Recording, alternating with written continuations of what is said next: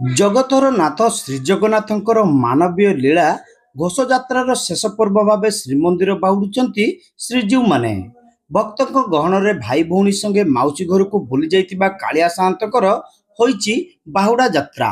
माउसी घरे 9 दिन लीलाखेला मध्य भिन्न भिन्न बेसरे भक्तों को दर्शन दे महाप्रभुंकर फेरिबा होइछि श्रीमंदिर को। बालेश्वर मयूरभंज सीमारे सीमांत रथ बाहुडा होइछि।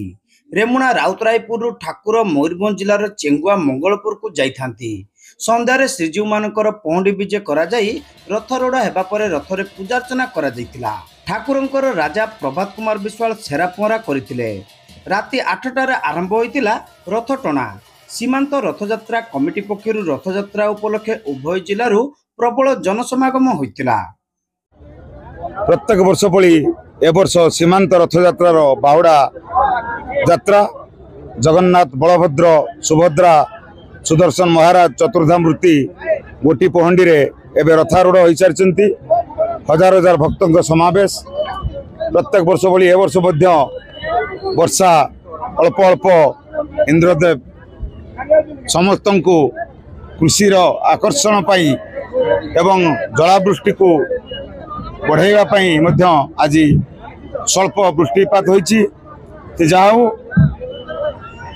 सकाळे सूर्य पूजा होम मैलम एवं रथमार्जना तापरे पहंडी कार्यक्रम सारी चतुर्धामूर्ति रथारूढ़ होइछन्ति।